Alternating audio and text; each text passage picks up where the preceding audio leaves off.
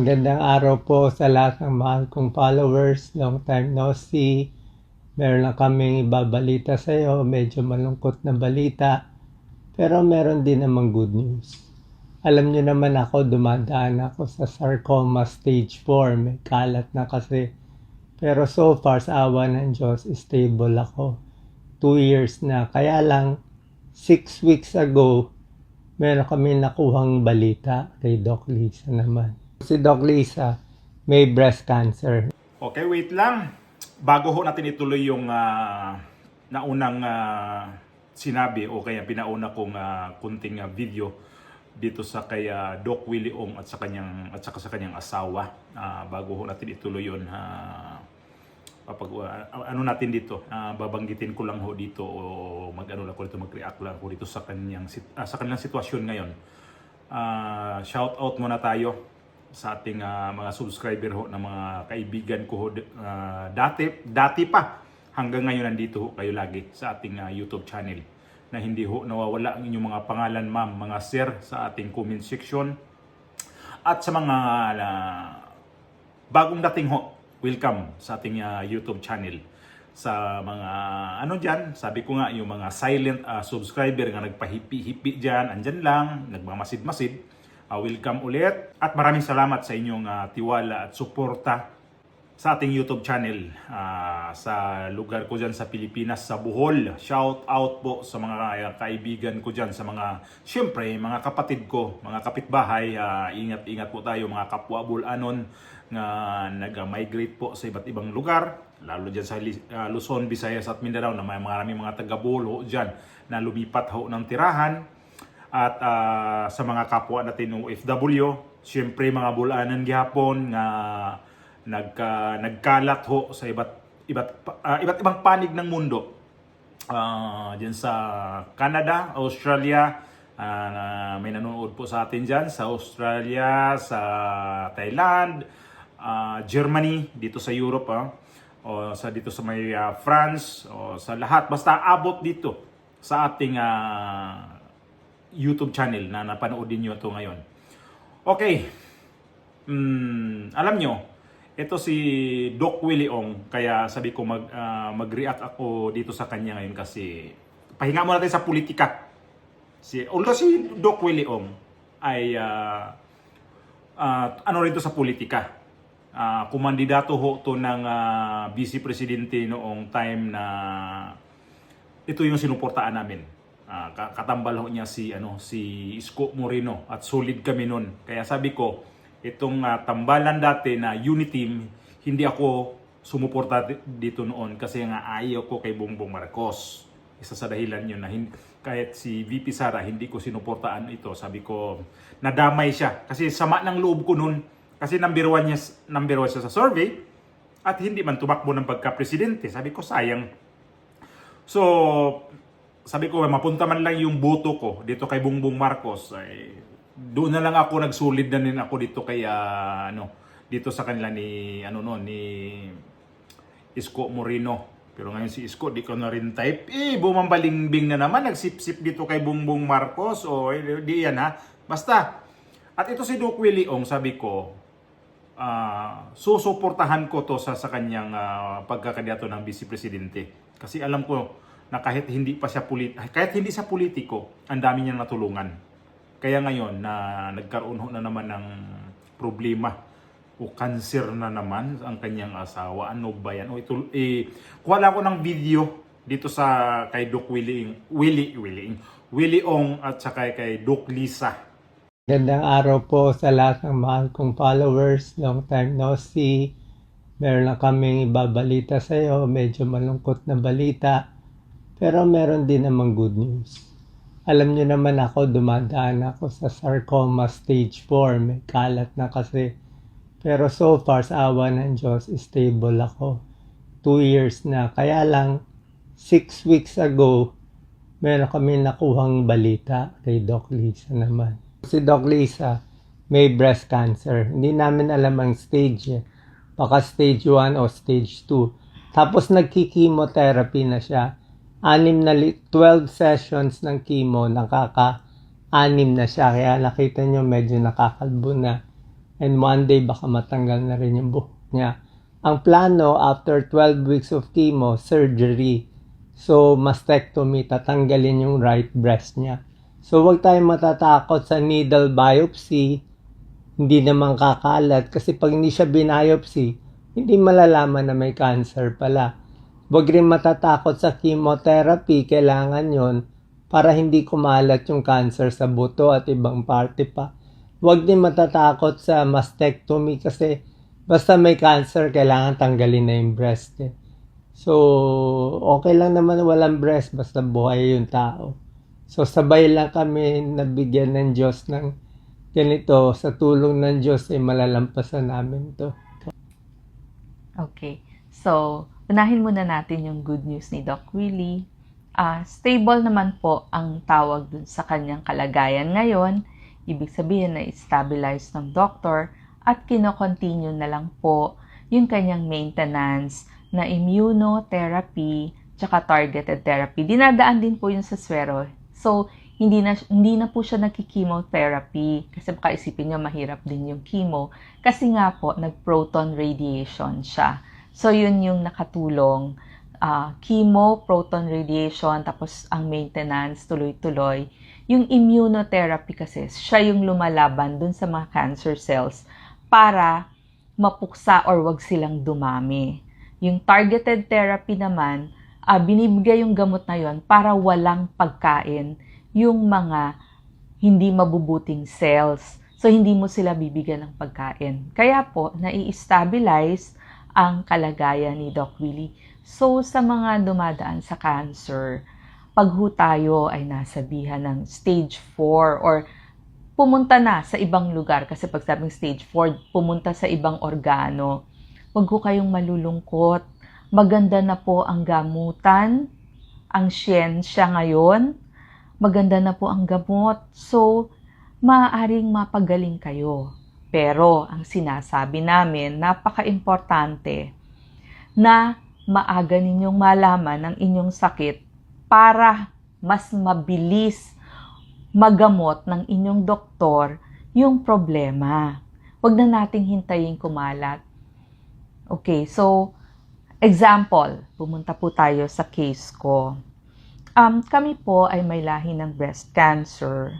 So, meron po akong mga bukol-bukol sa aking breast na binabantayan ko for the last 20 years. So, lagi naman pag sinabing BI-RADS2, ibig sabihin, benign lang, hindi siya magulo, kalmado lang yung mga breast cyst na laging nandyan sa akin.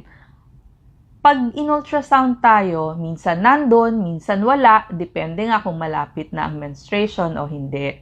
So, nag-iba-iba. Ang maganda lang, every September of every year, talagang hindi ko minimiss yung mammogram at ultrasound of the breast. Yung baseline namin, nagkaroon kami ng MRI ni Dr. Ramon Estrada para lang malaman ano ba yung baseline noon. So, siya po yung surgeon ko. And then, nung nandito po kami, so, 2 September na yung dumaan. Okay naman by BI-RADS2. But then, masasabi ko pong swerte kasi binigyan ako ng sign ni God. Sabi niya, ipapa-feel ko sa'yo na merong pain. So, hindi ko mapaliwanag, basta may pain dun sa breast. Sabi ko, iaga ko na kahit hindi pa September, mag-ultrasound na ako, tsaka mag-mammogram. Anyway, kung BI-RADS2 ulit, okay lang. Ang sinasabi ko po sa inyo, basta't may nakakapa kayo sa any part ng katawan nyo, o kaya biglang may sumakit, talagang yung pain sobrang sakit, kahit saan mo yan, mapabuto, mapatyan, binibigyan na kayo ng senyales. Siyempre, isipin nyo, baka normal lang, mawawala naman to. Tayong Pilipino, ganun eh. Ay, normal lang, sumakit ang tiyan ko. Huwag ko nang pansinin, obserbahan. Doon po tayo nahuhuli. Halimbawa, umihi ng dugo. Once lang naman eh, baka hindi na umulit. But then, yun na ho yung sign na binigay sa inyo, nakakaiba. Basta pain Ang cancer po, laging may kasamang pain. Ipatingin nyo na, huwag nyo na pong obserbahan ang mga doktor na pwede nyong puntahan. Kawawa, no? Yung mag-asawa na to. Bakit sabi ko kanina, napanood ko yung ano nila, yung video nila kanina. Awang-awa ako. Itong video na to, awang-awa talaga ako sa kanila. Kasi itong si Doc Willie Ong, hindi pa to siya recover talaga ng, sa kanyang cancer. So, ayun na naman si Doc Lisan naman, tinamaan na naman dito ng breast cancer daw. At baka sa susunod na araw, magkikimo na siya at uupirahan na siya. Actually, nakaumpisa na ng chemo, di ba? Naumpisa. At so, ito pa si Doc Willie Ong, hindi pa to siya talaga totally gumaling sa kanyang sarcoma cancer. At alam nyo ba kung bakit nag-react ako dito sa kanya? Kasi dito ako nag-umpisa nag-react noong tinamaan din siya ng sarcoma cancer. Itong si Doc Willie Ong. Sabi ko, ang lungkot-lungkot ko talaga noon. Kasi nga naman, ito kasing mga mag-asawa na to, kahit halimbawa wala kang pera, manood ka na lang sa kanilang vlog o kayang mga video nila, para ka na rin nagpa-check up online. Kasi talagang lahat, tingnan yung mga video nitong mga to, lahat na lang sigurong mga sakit, alam nila at ano ang mga lunas, nandyan na ho lahat. Sa tagal na nilang nagbablog, sa tagal na nilang gumagawa ng mga video, patungkol ho dito sa paano ang gamutan, paano ang mga sintomas, lahat nilalagay na nila dyan sa kanilang YouTube channel. Kung maghanap tayo ng anong lunas, ano ang sintomas na may ganito, nandyan ho sa kanila. Hindi ka na maghanap pa talaga ng iba pang ano. At parang libre na talaga. At alam ko naman ito, matulungin tong dalawa na to itong mag-asawa, kasi saklap lang talaga itong nangyari. Kamalaswerte naman ito nangyari sa kanilang dalawa. At nakita naman natin ang dalawang mukha nito, ang lungkot-lungkot. At sabi nga ni Doc Lisa, lahi rin pala nilang may breast cancer. Oo nga naman, kasi sa ngayon sa buong mundo naman talaga, kahit sa ang bansa, ito ang problema talaga, ang mga breast cancer talaga, mga basta ang mga cancer ang talaga. Ang ngayon ang problema talaga. Kahit dito sa bansang kung saan kami, dito sa Spain, ganun din dito. Kaya lang, ang okay dito kasi kapag may cancer lang, no? Sabihin ko lang, cancer lang, parang madali lang nilang gamutin. At kung hindi man madala na sa gamot o kaya wala ho talagang binabayaran dito. Kahit ni 5 wala talaga kapag ganyan mga sakit. Yun lang talagang dito sa healthcare system sa ibang bansa, kasi ang dito ay okay talaga. Mga gamot, mga check-up, mga laboratory, lahat yan libre. Wala ka talagang ilalabas na pera na pambayad dyan sa mga gamot o ano man yan sa hospital, sa mga doktor, sa mga wala talaga. So kung kung hospital ay nasa malayo, yun lang, magagastos ka talaga ng pamasayo, kaya gasolina sa kotse, krudo, ganun din. Pero hindi ka mag-alala dito, kasi pag opera man yan, hindi talaga yan pinoproblema sa mga tao dito. Meron kaming anak ng amo namin dito, nagkaroon ng cancer, 2 beses tinamaan ng cancer. Sa awa ng Diyos kayo, okay na. Kaya lang, naputulan siya ng tuhod, dito sa tuhod, kasi cancer sa buto dito sa binti Kaya pinutol dito sa may bandang tuhod yung niya, yung 2 beses yun bumalik yung cancer niya, na hindi pa talaga totally gumaling, pero bumalik ulit yung cancer niya, kaya pinutol na lang yung yung paa niya, kanan na binti ang pinutol. So sabi ko, may pera sila, pero wala silang dito. At ngayon nagka-artificial leg yung bata. Nasa na siya ilang taon na ba siya? 19 years old ba? Magna-19 pa lang. So maaga siyang dinapuan ng cancer din. Kaya ito si Doc Willie Ong, sabi ko noong dito unang-una ako nagpag-react dito. Dito ako unang nag-vlog na napareact ako dito sa kanya noong 2024. Umpisa ito, tapos hanggang tuloy-tuloy na nagiging pinasok ko na rin itong mag-react dito sa mga politika-politika sa Pilipinas. Oo. Kaya sana man lang tawag nito? Kasi naawa ako sa kanila. Itong nangyari ngayon. Malapit na makakalbo si Doc Lisa. Si Doc Willie Ong, hindi pa talaga siya, tingnan naman, pagod pa siya magsalita, di ba? At ito nga, sana malampasan nila tong kanilang nangyari ngayon. Talagang matibay lang talaga ang mga loob nito mga to. Kasi kahit na nagkaroon na ng cancer, ayan, humarap pa rin sila sa kanilang mga follower. Humarap pa rin sa kanilang mga subscriber para iabot ang kanilang sitwasyon ngayon na hindi maganda. Sus, di ko alam kung ilan ang anak nito ni Doc Willie Ong. Tapos ngayon, ang mga anak nito kung ano nito, sa mga magulang nila. Ganito nagka-cancer ang dalawa, grabe. Parang hirap tanggapin, no? Para sa akin, ang hirap to tanggapin. May cancer ang asawa, may cancer na naman yung nako po.